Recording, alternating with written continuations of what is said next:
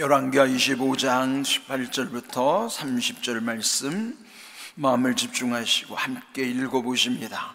시위대장이 대제사장 스라야와 부제사장 스바냐와 성전문지기 세 사람을 사로잡고 또 성중에서 사람을 사로잡았으니 곧 군사를 거느린 내시한 사람과 또 성중에서 만난 바 왕의 시종 5사람과 백성을 징집하는 장관의 서기관 1사람과 성중에서 만난 바 백성 60명이라.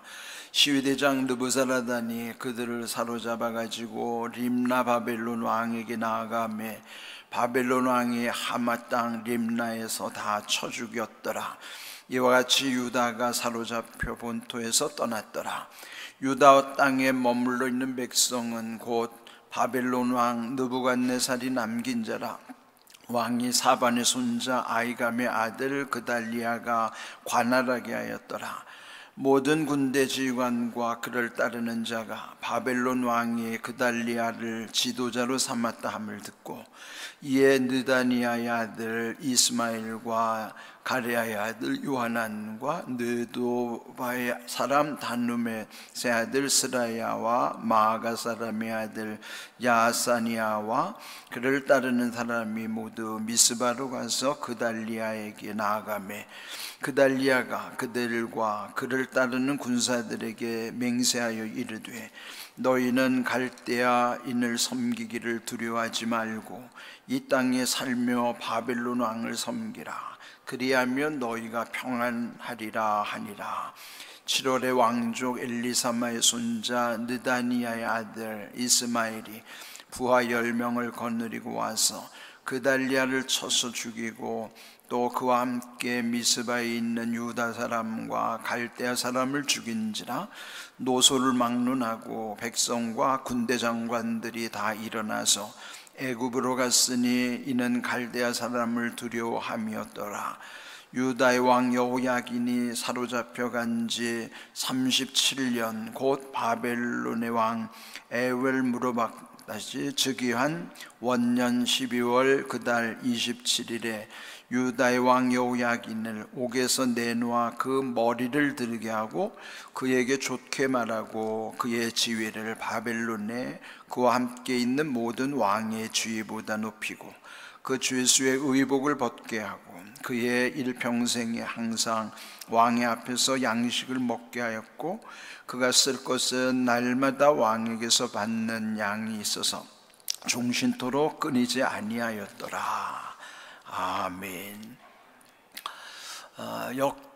열왕기하 오늘 25장 결국은 열왕기하 마지막 장에 이르렀고 오늘 이제 끝나는 날입니다. 열왕기상하, 열왕기상이 22장 그리고 열왕기하가 25장 통틀어서 전체 47장은 사실 한 권의 책 열왕기서라고 말씀을 드렸어요.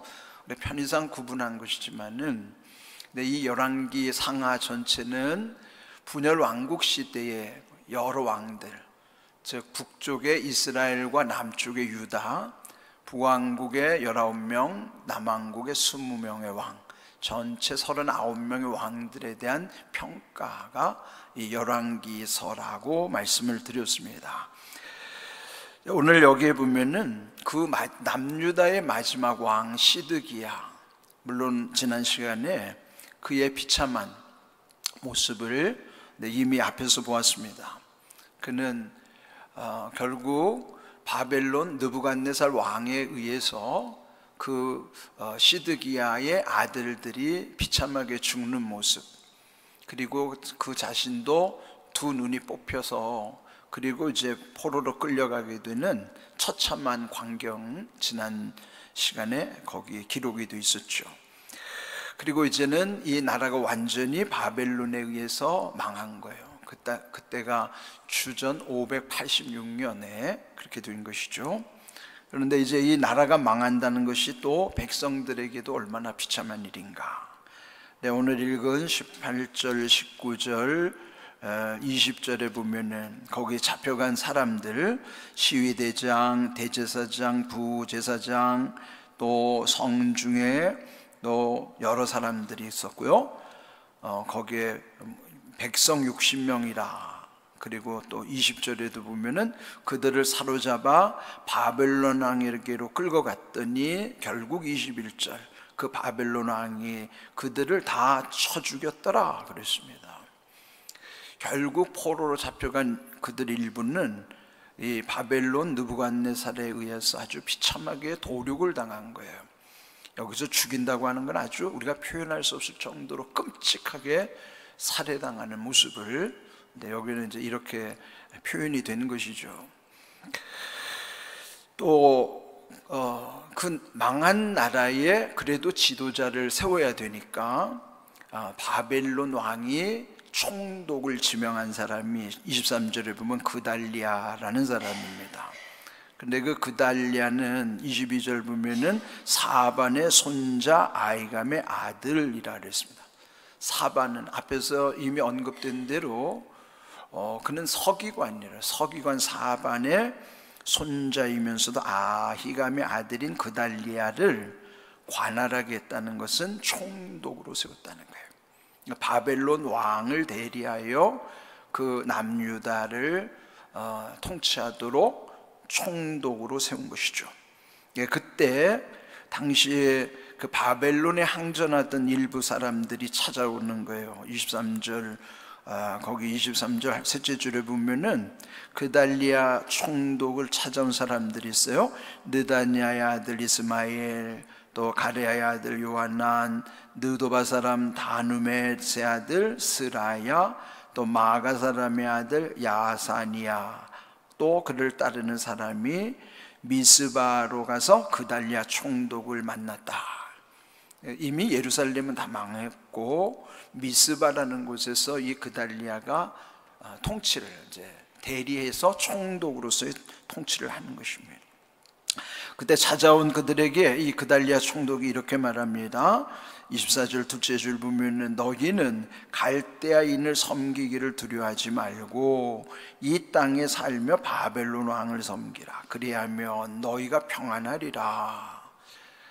이미 바벨론에게 망했기 때문에 거기에 결사항전한다고 해서 달라질 것이 없다 하는 것이죠. 이미 이 시드기야 마지막 왕도 비참하게 죽었는데 사실 그 당시 선지자가 예레미야였어요. 그러니까 예레미야도 그 당시에 백성들에게나 왕에게 간언하기를 이것은 바벨론을 통해서 하나님이 심판하시기 때문에 맞선다고 되지 않습니다. 그러니 바벨론에게 항복을 하십시오. 그런 것이 그나마 평안할 것입니다. 그렇지만은 그들은 결국은 바벨론에 대항하다가 비참하게 죽게 된 것이죠. 지금 이 그달리아 총독도 똑같은 메시지를 전하는 거예요. 그러면서 이 바벨론 땅에 살며 바벨론 왕을 섬기라. 그리하면 너희가 평안하리라. 어찌 보면은 이게 사실은 자존심 상하는 일이고 비참한 일일 수밖에 없지만은, 그러나 어떤 형편보다 중요한 것은 생존에 관한 문제예요. 살아야 되는 것이죠. 우리가 살아 있어야 되는 것이, 그는 그렇게 비굴하게 살더라도 그래야 내일을 기약할 수가 있고 다음을 도모할 수 있으니, 지금은 비록 고통스럽고 자존심이 상하더라도 그런 거를 견뎌내는 것도 필요한 것이죠. 그래서 지금 이 그달리아가 찾아온 이들에게 그렇게 메시지를 전했지만은 오히려 그들에 의해서 이 그달리아는 죽임을 당하는 거예요. 25절 거기에 둘째 줄 보면은 그 중에 이스마엘이라는 사람이 10명의 부하를 거느리고 와서 그달리아 총독을 쳐 죽였더라, 그런 것이죠. 총독을 죽였으니 바벨론 왕을 대항한 것이죠. 대적한 것이죠. 그리고 나서 그들이 한 것은 26절 노소를 막론하고, 그러니까 젊든지 어리든지 젊든지 나이 들었든지 간에 그들이 백성과 군대 장관들이 다 일어나서 애굽으로 갔으니 이는 갈대아 사람을 두려워함이었더라. 갈대아는 바벨론을 일컫는 표현이거든요. 그러면 지금 여기에 바벨론에 억압당하기 싫은 사람들은 어디로 갔다 그랬어요? 애굽으로 내려갔더라 그랬습니다. 애굽으로 피난을 간 거죠. 그러면은 애굽이 어떤 곳입니까? 옛적 그들 조상이 430년 동안 노예로 살던 땅이에요. 그것도 수치의 땅이죠. 그러나 다시 그들은 이미 출애굽을 했잖아요. 애굽을 탈출한 거예요. 그런데 이제 한 800여 년 지난 후에 그들의 조상적, 그러니까 벌써 한 그들이 그 땅에 온 지 한 거의 1000년이 지난 때죠. 그들이 조상들이 출애굽을 해서 가나안에 왔음에도 불구하고 나라가 망하니까 다시 애굽으로 돌아가는 현상, 그게 뭐예요? 역출애굽을 한 거예요. 역출애굽. 애굽을 떠나서 가나안에 왔다가 이제는 가나안을 잃어버리고 다시 애굽으로 돌아가는 현상. 그 얼마나 비참한 모습입니까? 다시 옛날로 돌아갔다고 하는 것.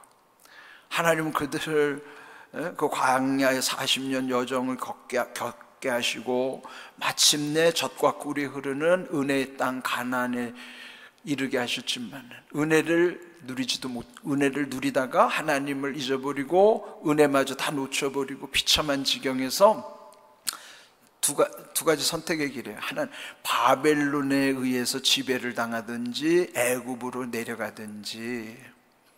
그 백성들이 선택할 수 있는 것은 그런 거예요. 그 얼마나 비참한 현실입니까? 네, 이런 현상이 사실은 나라가 망하면은 이렇게 되는 것이죠. 우리도 나라가 망했던 경험이 있기 때문에 나라가 얼마나 소중한가. 나라와 그 국민은 운명 공동체잖아요. 나라가 망하면은 백성들도 도탄에 빠질 수밖에 없는 거예요. 그러니 우리의 민족을 위해서, 나라와 민족을 위해서 기도하는 게 얼마나 중요한 일인가. 우리 새벽마다 늘 나라와 민족을 위해서 기도하잖아요. 그것이 결국 나의 안위와도 다 직결이 되기 때문에. 그래서 그때나 지금이나 나라 잃은 민족의 서름이라는 것은 헤아릴 수 없잖아요. 우리는 늘 그래서 하나님의 이 나라와 민족 가운데 함께 하심을 늘 기억하고 이 민족에 하나님의 은혜 주심을 늘 감사하는 게 얼마나 귀한지. 새벽마다 생각할수록 감사해요. 우리 시대에 지금까지 우리 역사상에 이처럼 화려했던 시대를 누린 적이 없어요. 우리 민족은 맨날 당하기만 했고, 그렇죠. 언제 우리가 이렇게 무슨 세계 경제 10대 대국의 군사 5대 강국이라는 말을 상상도 못했던 일이죠. 이게 우리 힘으로 된 게 아니잖아요. 하나님의 은혜로 최고를 누리고 있고 지금 더 나아지려고 우리의 구구는 지금 계속 상승 중에 있단 말이죠. 왜 하나님이 이 민족과 이 나라를 이렇게 계속 높여가실까? 저는 그거는 우리 민족과 우리 나라를 통해서 하나님의 뜻을 이루시기 위한 섭리가 있다고 생각을 하는 것입니다.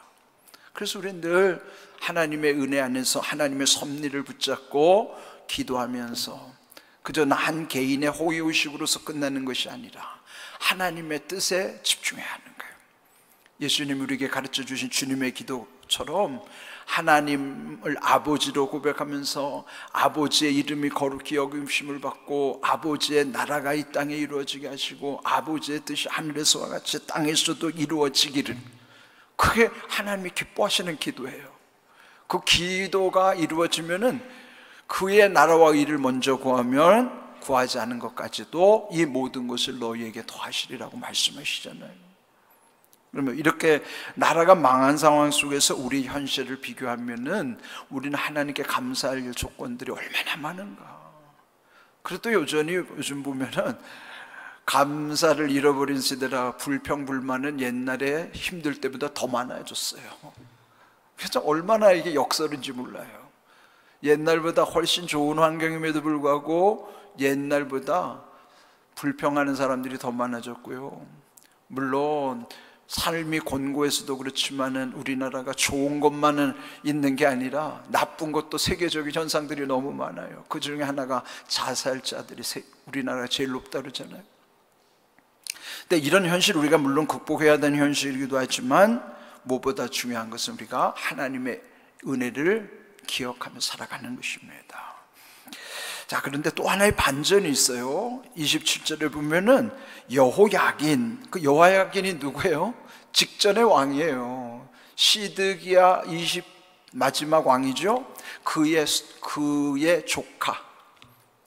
조카가 여호야긴 19번째 왕이에요. 그런데 이 여호야긴은 이 앞에서 보면은 18의 왕이 되었는데 석 달을 통치하다가 이 바벨론의 포로로 잡혀갔어요. 그런데 죽었는지 살았는지 소문도 없던 그 갑자기 이 여호야긴이 등장하는 거예요. 거기에 보면 사로잡혀간 지 37년 만에 그가 자유의 몸이 된 거예요. 그 나이가 18의 왕이 돼가지고 37년이 지났으니 그의 나이 55세예요. 그런데 여기 이제 왕도 바뀌었죠. 바벨론의 왕 에윌 무로닥. 그 왕이 바뀐 다음에 이 여호야긴을 어여삐 여겨서 옥에서 내놓았고 머리를 들게 했더라. 그리고 그에게 좋게 말하고 지위를 바벨론의 모든 왕의 지위보다 높였다. 모든 왕들이라는 것은 당시에 주변 나라들의 왕들도 포로로 잡혀왔었는데 그들과 비교할 수 없을 정도로 이 여호야긴을 높여주는 거예요. 어떻게 이럴 수 있을까? 갑자기 반전이 일어난 거예요. 또 죄수의 의복을 벗게 하고 일평생 항상 왕의 앞에서 양식을 먹게 하였고 쓸 것은 날마다 왕에서 받는 양이 있어서 종신토록 끊이지 아니하였더라. 지금 나라가 망했고 그리고 자기의 숙부인 시드기야도 마지막 왕으로 죽었어요. 그런데 그 직전에 19번째 왕인 이 여호야긴은 오히려 석 달밖에 통치하지 못했지만 바벨론으로 일찍 포로로 잡혀서 37년이 포로 생활 가운데 그 나라의 왕도 바뀌고 그러면서 풀려나간 것이에요. 그는 악한 왕이라고 그랬어요. 근데 37년에 무슨 변화가 있었을까? 물론 그가 37년 고난의 세월 속에서 뉘우치면서 회개하는 기회가 됐을 수도 있겠죠. 그러나 그보다 더 중요한 이유가 있어요. 그는 뭐냐면은 지금 남유다는 다윗의 혈통으로 계속 이어져 가는데 지금 여기 왕들이 다 죽어버리면은 다윗의 혈통이 끊기는 거예요. 그런데 시드기야의 가문이 다 씨가 마르고 그나마 여기 지금 왕족이라고 하는 사람은 이 여호야긴 하나가 지금 여기 와서 살아남아 있는 거예요. 왜 살렸을까요? 하나님은 다윗과 약속을 하셨어요. 그의 혈통 속에서 메시아가 나게 하시겠다고. 다윗의 영원한 언약을 이루시기 위해서 이 여호야긴은 악했었지만은 그를 바벨론으로 숨겨 놓으시고 거기에서 꺼져가는 하나의 등불을 그나마 유지하게 하시는 거예요. 그래야 다윗의 왕조가 계승되기 때문이에요. 그 증거가 어디 있을까요? 마태복음 1장 12절 우리 함께 읽어봅니다. 바벨론으로 사로잡혀간 후에 여고냐는 스알디엘을 낳고 스알디엘은 스룹바벨을 낳고 그렇죠? 여고냐가 여호야긴입니다. 예? 이 여호야긴을 바벨론으로 사로잡혀간 이 여고냐를 통해서 대를 잇게 하시는 거예요. 스알디엘을 낳고 그 다음 아들을 낳고 그리고 맨 끝에 거기에서 예수가 나오더라 그런 거예요. 마태복음 1장 1절이 아브라함과 다윗의 자손 예수 그리스도의 계보라 그랬죠. 아브라함, 다윗, 예수로 이어지는데 그 중간에 지금 여기서 이 여호야긴을 남겨두신 것은 이 다윗과 언약을 맺으셨기 때문에 얼마나 신비해요. 아무도 생각하지 못하고 다 망했다고 생각하는데 그래도 마지막 불씨를 남겨놓으셔서 그 다윗과 약속을 이어가시면서 그 혈통 가운데서 메시아가 나게 하시는 이 뜻은 누가 이루시는 거예요? 하나님이 이루시는 거예요. 결국 누가 하시는 거예요? 하나님이 하시는 거예요. 아무도 모르고 있는 이 시간에 하나님은 이 여호야긴을 남겨두신 거란 말이죠. 그런데 오늘 본문에 이 여호야긴을 풀어놓으면서 여기에 27절 끝에 보면은 그를 옥에서 내놓은 다음에 머리를 들게 하셨다 그랬어요. 하나님이 어떤 분이세요? 머리를 들게 하신 하나님이에요. 자, 시편 3편 3절 같이 읽어볼까요? 여호와여, 주는 나의 방패시요 나의 영광이시요 나의 머리를 드시는 자이시니이다. 하나님이 어떤 분이에요? 나의 머리를 들게 하시는 분이라 이 말이죠. 여호야긴의 머리만 들게 하신 것이 아니라 나의 머리도 들게 하시는 하나님. 왜 머리를 들게 하실까요? 이 머리를 든다는 게 뭘까요? 고개를 떨구는 거죠. 예전에 IMF를 겪을 때 고개 떨군 아빠들을 향하면서 아빠 힘내세요 하면서 그런 노래도 나왔잖아요. 우리가 머리 고개를 떨구는 거예요. 왜? 살아갈 의욕을 잃어버릴 때, 절망 가운데 있을 때. 그렇지만은 하나님은 머리를 들게 하신다는 거면 다시 살아갈 힘을 주신다는 거예요. 머리를 왜 들어야 돼요? 머리를 들어야 하나님을 향하게 되는 거예요. 고린도후서 4장 8절 사방으로 우겨쌈을 당하여도 쌓이지 않는 것은 사방에 막혀 있어도 위는 열려 있으니까 머리를 들어야지만 하나님을 향하는 거예요. 누구의 머리를? 내 머리를 드시. 나의 머리를 들게 하시는 하나님. 그래서 우리는 위를 바라볼 수 있는 거예요. 여호야긴 마지막에 은혜를 입은 자예요. 나라도 망하고 다 망하고 그를 통해서 하나님이 은혜를 주셨어요. 다시 회복해 하시는 거죠. 오늘 우리에게도 나의 방패이시기만 한 게 아니라 나의 영광을 그리고 나의 머리를 들게 하시는 하나님 기억하십시오. 그래서 낙심하지도 절망하지도 마십시오. 나의 머리를 들게 하시는 하나님의 은혜를 힘입어 날마다 담대하게 살아갈 수 있기를 주님의 이름으로 축복합니다. 아멘.